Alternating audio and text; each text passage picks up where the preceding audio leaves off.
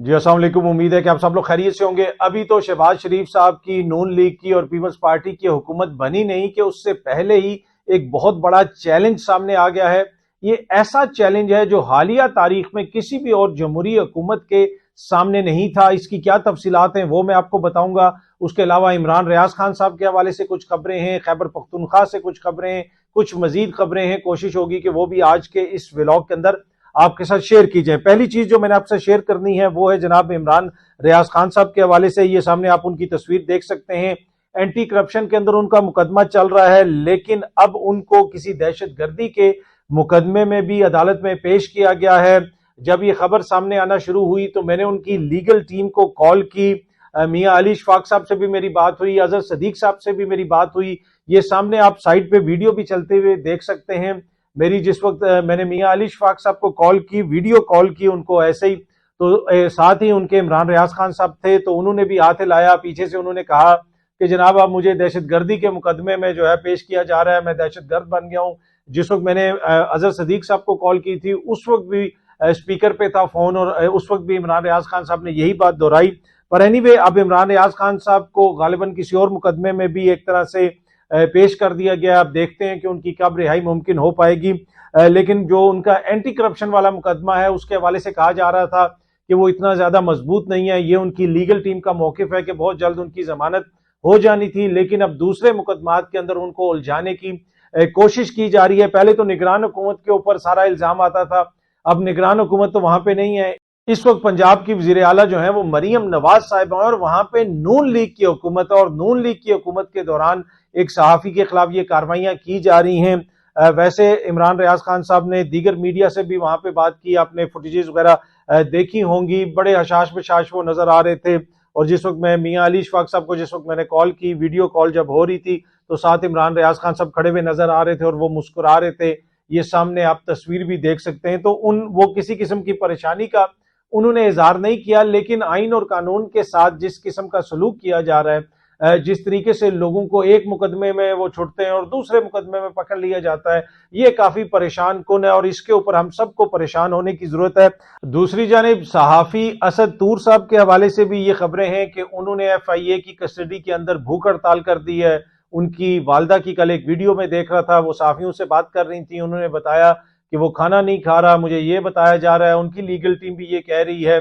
तो इमरान रियाज खान साहब के साथ ये सलूक हो रहा है। असद तूर साहब जो हैं वो गिरफ्तार हैं, उनके हवाले से भी मुख्तलिफ खबरें आ रही हैं, और इसके ऊपर फिर एक तरह से आलमी रद्द अमल भी आ रहा है। और वो रद्द अमल क्या है वो मैं आपके साथ आगे जाके शेयर करूंगा। और वो PDM की हुकूमत, यानी PDM2 आप उसे कह दें, या नून लीग और पीपल्स पार्टी और इत्तेहादियों की जो हुकूमत बनने जा रही है, उसके लिए वो जो बड़ा चैलेंज है उसमें इस चीज का भी जिक्र है, मैं उस पर आता हूं।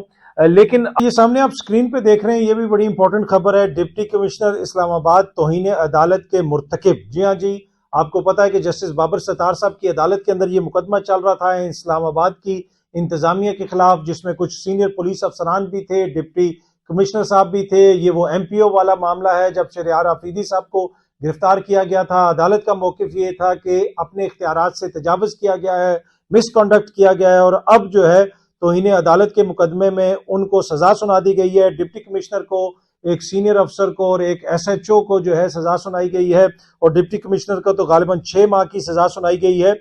और इस फैसले के अंदर बड़ी इंपॉर्टेंट चीजें लिखी हैं जस्टिस बाबर सत्तार साहब ने, वो भी मैं जरा आपको पढ़ के सुनाता हूँ। डिप्टी कमिश्नर इस्लामाबाद को तौहीन अदालत केस में सजा का तहरीरी फैसला जारी कर दिया गया। फैसले में वजीर आजम से MPO ऑर्डर्स पर तहकीकात कराने का हुक्म देते हुए ये पूछा गया, इसलिए कि अदालत से जो अहकामात आ रहे थे उसके बाद भी MPO ऑर्डर्स को जारी करना, क्या ये अदालती अहकामात के खिलाफ कोई मुनज़्ज़म अंदाज में जारी किए गए, क्या ये उनको एक तरह से फ्रस्ट्रेट करने की कोशिश की गई अदालतों को।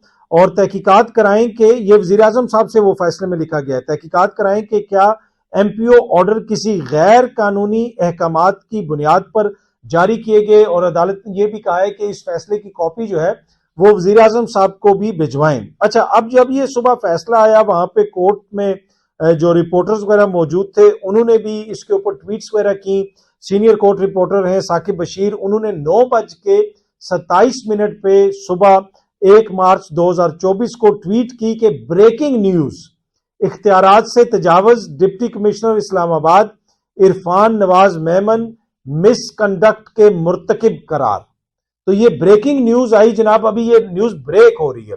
पूरा फैसला अभी तक सबने नहीं पढ़ा, उस तरह चीजें सामने नहीं आई। 9:27 पे ये ब्रेकिंग न्यूज आई कोर्ट से, जो कोर्ट रिपोर्टर ने दी। उसके बाद फिर इस्लामाबाद पुलिस का एक रद्द अमल आया जो 10:09 पे आया, यानी आधे घंटे के अंदर ही इस्लामाबाद पुलिस ने इसके ऊपर रद्द अमल भी दे दिया। अच्छा, बीच में मैंने एक बड़े सीनियर कानूनदान से बात की, कोई गालिबन 10:30 पौने 11 बजे के करीब, और उनसे मैंने पूछा कि इस फैसले के ऊपर आपकी क्या राय है, आप इस्लामाबाद हाई कोर्ट में प्रैक्टिस भी करते हैं। तो उन्होंने कहा, यार अभी तक तो मैंने फैसला पढ़ा ही नहीं, अभी तो चीजें क्लियर नहीं है, थोड़ा टाइम लगेगा, फिर हम उस पर मैं कोई रद्द अमल दे सकूंगा।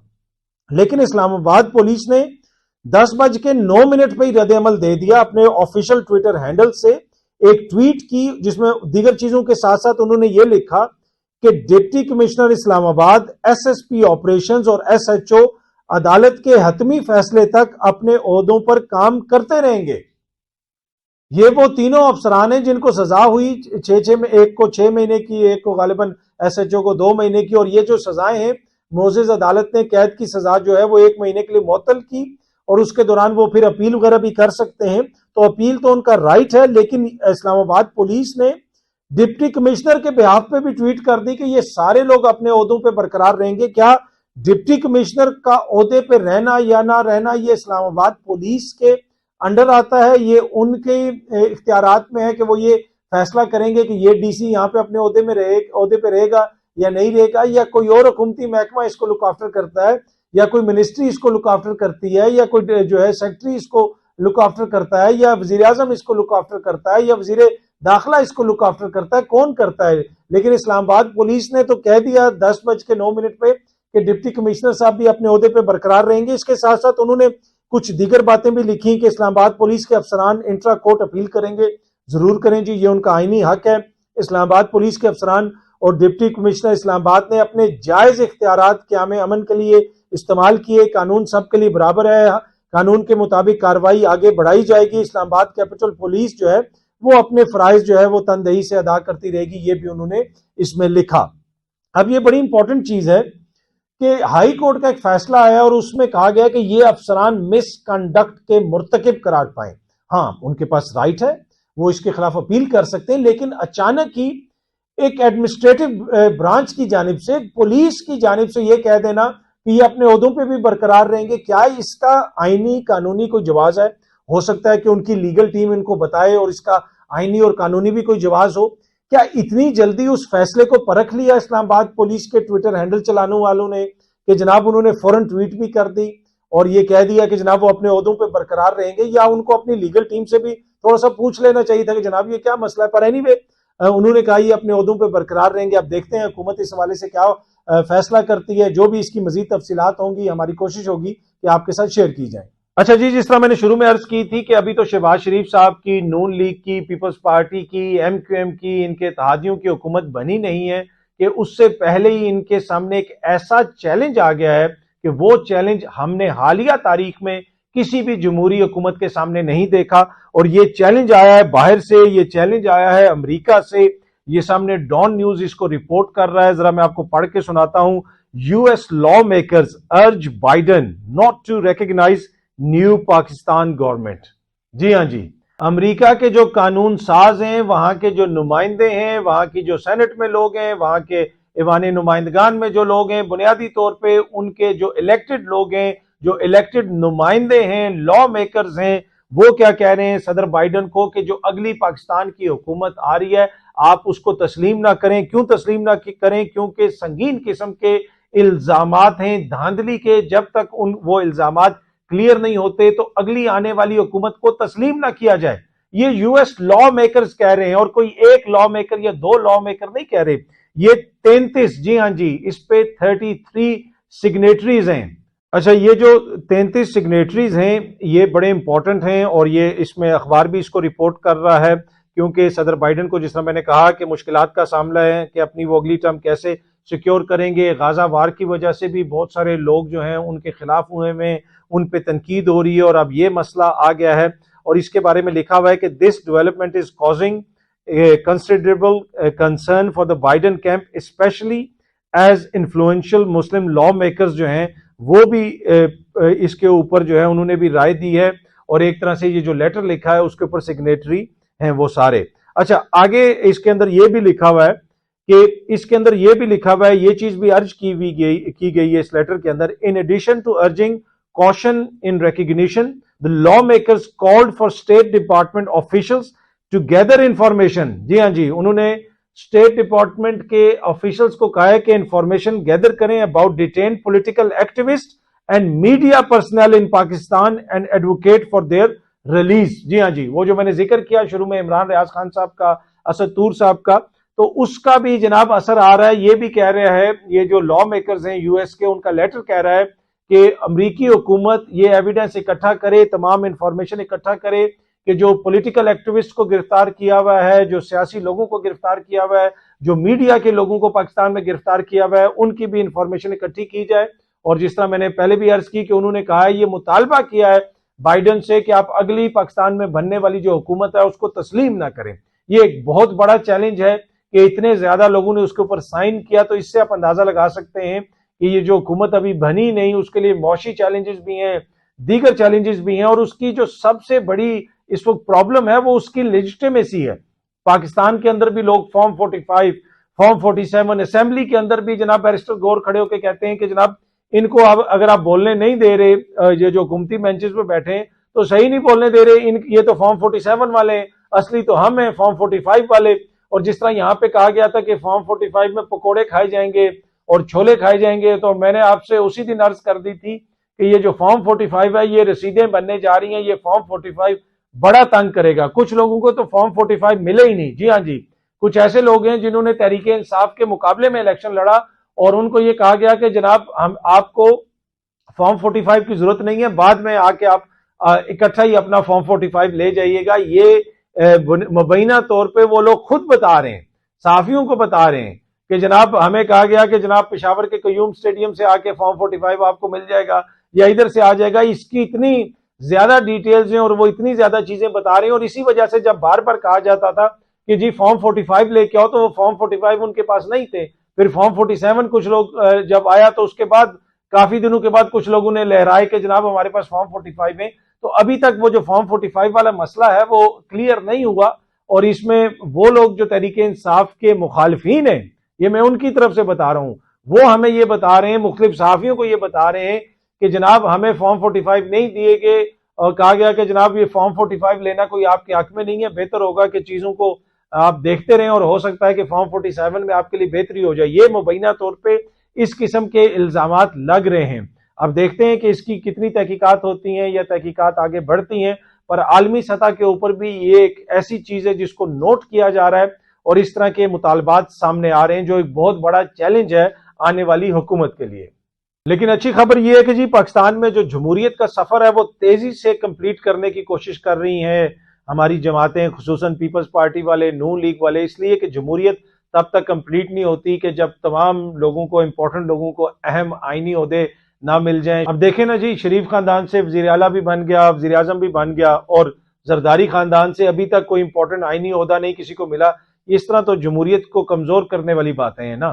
तो जरूरी है कि जल्दी से जल्दी जरदारी खानदान से भी किसी बंदे को किसी इंपॉर्टेंट आईनी ओहदे पे बैठाया जाए, क्योंकि हम सबका मकसद जमहूरियत को मजबूत करना, और जमहूरियत की मजबूती के लिए बहुत ज्यादा ये जरूरी है कि इन खानदानों के जो लोग हैं उनको जल्दी से जल्दी बड़े से बड़े ओहदे के ऊपर बैठाया जाए। और मेरे ख्याल में इसी चीज को सामने रखते हुए अब इलेक्शन कमीशन ऑफ पाकिस्तान ने भी ऐलान किया है कि सदर मुमलिकत का जो इंतखाब है वो 9 मार्च को होगा। मुबारक हो जी कौम को, 9 मार्च को सदर मुमलिकत का इंतखाब होगा। अभी तक वो जो 8 फरवरी को इंतखाब हुआ था उसके हवाले से क्या सूरत हाल है, कितनी चीजें क्लियर हुई हैं, क्या कुछ हो रहा है, वो आपके सामने है। अभी सेनेट का इंतखाब होना है, बहुत सारे लोग तो रिटायर होके जा रहे हैं, नए सेनेटर्स आने हैं, लेकिन जो पुराने सेनेटर्स हैं उन्हीं के होते हुए नया सदर मुंतखब हो जाएगा। क्या ये मुनासिब है? आप नया मैंडेट आने दें, नए सेनेटर्स को आने दें, उसके बाद आप आईनी जो सबसे बड़ा आईनी होता है उसके ऊपर किसी को मुंतखब कर लें। लेकिन जमहूरियत कमजोर हो रही है क्योंकि जरदारी खानदान का कोई भी बंदा अभी किसी भी बड़े ओहदे पे नहीं है। तो इस वजह से बहुत जरूरी है कि फौरन जमहूरियत की मजबूती के लिए इंतखाबात करवाए जाएं। और ये सामने मैं थोड़ी सी खबर आपको पढ़ के भी सुना देता हूं। सदारती इंतखाबात के शेड्यूल के मुताबिक कागजात नामजदगी 2 मार्च दोपहर 12 बजे तक जमा करवाए जा सकते हैं। जबकि कागजात नामजदगी की जांच पड़ताल 4 मार्च सुबह 10 बजे की जाएगी। तो कल आखिरी तारीख है जी, तो बड़ा जरूरी है, बहुत जल्दी में ये सब कुछ हो रहा है और ये कोई जाती मफादात के लिए नहीं हो रहा, ये जमहूरियत को मजबूत करने के लिए हो रहा है और इसी वजह से इसी सेनेट से जरदारी साहब का सदर बनना बहुत जरूरी है और वो क्यों जरूरी है उसकी वजह मैंने आपको बता दी। अच्छा, एक और अच्छी खबर है, जमहूरियत के लिए अच्छी खबर है, पाकिस्तान पीपल्स पार्टी ने दरीना अपने कारकुन, अपने जो उनके पुराने कारकुन हैं, नजरियाती कारकुन हैं, पाकिस्तान पीपल्स पार्टी से उनका आम श्योर दरीना ताल्लुक होगा क्योंकि ये तो नजरियाती लोगों की जमात है, इसी तरह हमें बताया जाता है। तो हो सकता है कि उनके इतने ज्यादा दरीना कारकुन हैं, इतने ऐसे लोग हैं जिनको हम नहीं जानते और जब उनका नाम सामने आता है तो हमारे लिए होता है कि ये कौन है, क्या इनका इनसे ताल्लुक है, ये कब जमात में शामिल हुए, क्या ये पहले निगरान हुकूमत में थे, ये उधर थे, ये उधर थे। तो वो इस तरह के जो है ना नामाकूल किस्म के सवालात हमारे जहन में जन्म लेते हैं। वो उसकी वजह ये है कि हमारी जो अपनी जो जमहूरी शायद वो ट्रेनिंग है वो मुकम्मल नहीं है, इस वजह से इस तरह की चीजें हमारे जहन में आती हैं। पर एनीवे जमहूरियत के लिए अच्छी खबर है कि पाकिस्तान पीपल्स पार्टी के यकीनन ये नजरियाती कारकुन होंगे। पाकिस्तान पीपल्स पार्टी ने वजीर आला के लिए यानी वजीर आला बलोचिस्तान के लिए सरफराज बुगटी को नामजद कर दिया है। जंग न्यूज ये रिपोर्ट कर रहा है, उसके अलावा दीगर जो चैनल्स हैं वो भी इसको रिपोर्ट कर रहे हैं, दीगर जो मीडिया हाउसेज हैं वो भी इसको रिपोर्ट कर रहे हैं। तो यकीनन ये पाकिस्तान पीपल्स पार्टी के दरीना कारकुन होंगे या दरीना बानी। वो यहाँ पे तो जो भी आता था अदालत में वो कहता था कि मैं बानी फाउंडिंग मेंबर हूं पीटीआई का। तो ये क्या पता फाउंडिंग मेंबर हैं या नहीं है, हमें नहीं पता, इसलिए कि वो जिस तरह मैंने आपको कहा कि इतनी बड़ी जमात, इतने ज्यादा नजरियाती लोग, इतने ज्यादा कारकुन, तो ये भी यकीनन उनमें से कोई होंगे। सरफराज बुगटी साहब, इनका भी पुराना ताल्लुक होगा यकीनन पीपल्स पार्टी से। अब इनको पीपल्स पार्टी ने बलोचिस्तान में वजीर आला के लिए नामजद कर दिया है मीडिया रिपोर्ट्स के मुताबिक। अच्छा जी, जहां पे एक तरफ पीपल्स पार्टी नून लीग वाले हमारे दोस्त जो हैं वो जमहूरियत को मजबूत करने की भरपूर कोशिश कर रहे हैं, देखें उनको सीटें पूरी नहीं मिली हैं, नंबर उनके पूरे नहीं है, वोट उनके पास नहीं है, उनके ऊपर इल्जामात लग रहे हैं। अमेरिका के लॉ मेकर्स कह रहे हैं, साइन करके लेटर भेज रहे हैं बाइडन को कि इनकी हुकूमत को आपने तस्लीम नहीं करना। तो लेकिन उसके बावजूद जमहूरियत को मजबूत करने के लिए वो सब कुछ कर रहे हैं और जनाब सदर भी अपना लाने की कोशिश कर रहे हैं, वज़ीर आला नामजद कर रहे हैं, सब कुछ वो कर रहे हैं। तो जहां पे वो जमहूरियत को इतना मजबूत कर रहे हैं, दूसरी तरफ अगर आप तहरीक इंसाफ का कंडक्ट देखें तो उन्होंने भी अपना वज़ीर आला मुंतखब करवा लिया है खैबर पख्तूनख्वा में और इस वज़ीर आला को 90 वोट पड़े हैं, जी हाँ जी, और मुखालिफ को सिर्फ 16 वोट पड़े हैं। पर अली अमीन गंडापुर के मुंतखब होने से जो है मेरे ख्याल में शायद जमहूरियत कमजोर होगी, क्योंकि वो तो 2/3 अक्सरियत से भी ज्यादा उसके पास वोट थे, ना कोई जोड़ तोड़ किया, ना बंदे इधर से लिए ना बंदे उधर से लिए, ना कोई वो मैंडेट मशकूक, ना कोई फॉर्म 45 का इशू, ना कोई फॉर्म 47 का इशू। तो लेकिन उसके बावजूद जनाब ये वजीर आला बन गए हैं। तो ये तो मेरे ख्याल में इससे तो ये सारा अमल इसलिए कि जमहूरियत के लिए जरूरी होता है कि ये सारी चीजें हो, कहा जाए कि देखिए हम कितने जमहूरी लोग हैं, हम बैठ के बात करेंगे, हम जो है इनसे भी बात करेंगे, हम उनको भी बुलाएंगे, पहले हम आपका मैंडेट छीनेंगे, फिर आपका थोड़ा सा मैंडेट वापस करने के लिए हम उसमें बात करेंगे। तो ये सारी चीजें जमहूरियत का हुस्न होता है ना। तो इन्होंने कोई ऐसी कोई बात ही नहीं की, इनको फौरन वजीर आला मुंतखब करवा दिया खैबर पख्तूनख्वा की अवाम ने, और वो भी 90 वोट इनको मिले। पर एनीवे ये पीटीआई वाले फिर ऊपर से उन्होंने शेयर भी किया हुआ फॉर्म 45 चीफ मिनिस्टर। अब ये देखे ना, ये जमहूरियत के साथ छेड़छाड़ है ना, मजाक है। चीफ मिनिस्टर नहीं वो कह रहे हैं ये फॉर्म 45 वाला चीफ मिनिस्टर है, इसके पूरे फॉर्म 45 पूरे हैं। ये नहीं है कि मैर शराफत की तरह इसका मुखालिफ फिर रहा है फॉर्म 45 उठा के कि मैं जीता हूं, जिस तरह मरियम बीबी के मुखालिफ जो है वो फिर रहे हैं, मुबैना तौर पे वो कहते हैं कि जी धांधली हुई है और मैं जीता हूं। तो ये फॉर्म 45 वाला जो है चीफ मिनिस्टर है, यहाँ पे फॉर्म 45 वाला चीफ मिनिस्टर, और ये कहते हैं कि हम फॉर्म 45 वाला जो है वो वजीर आजम भी बनाएंगे, फॉर्म 45 वाला हर बंदा बनाएंगे जनाब, फॉर्म 45 पे हम जीत के आएंगे। तो जो लोग ये कहते हैं ना फॉर्म 45 में छोले और पता नहीं क्या क्या खाएंगे, ये फॉर्म 45 मैंने आपको कहा कि ये हमारी डिक्शनरी का हिस्सा बन गया है। ये फॉर्म 45 जो है ये हो सकता है कि एक दिन जो है ऑक्सफोर्ड डिक्शनरी में शामिल हो जाए कि फॉर्म 45 का मतलब ये है कि ये बंदा अवाम का मैंडेट लेके आया है, और जो फॉर्म 47 का मतलब ये है कि ये मुबैना तौर पे धांधली करके आया है। तो ये स्ट्रीट स्लैंग तो वैसे ही बन गया, मुहावरा तो ये वैसे ही बन गया। कोई भी बंदा 2 नंबरी करे आजकल तो लोग कहते हैं यार ये फॉर्म 47 वाली गला ना कर, फॉर्म 45 वाली बात करो, सही अदादो शुमार हमारे सामने रखो। ये कोई गिनती कर रहा हो तो लोग कहते हैं फॉर्म 45 वाली गिनती करो, ये फॉर्म 47 वाली मत करना।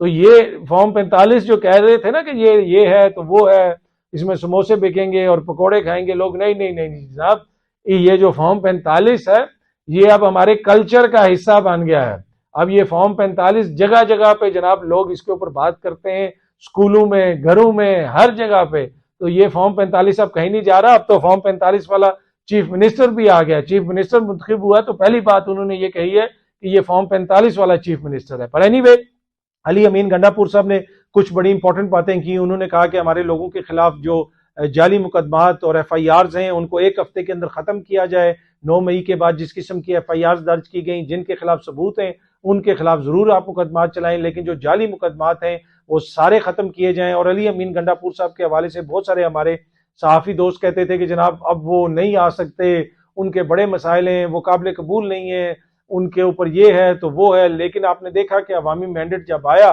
तो वो मुंतखब हो गए और वो वज़ीर आला के कैंडिडेट भी बने और अब तो वो वज़ीर आला भी मुंतखब हो गए हैं। बहुत जल्दी आप सब दोस्तों से दोबारा मुलाकात होगी। अपना ख्याल रखिएगा। Thank you so much.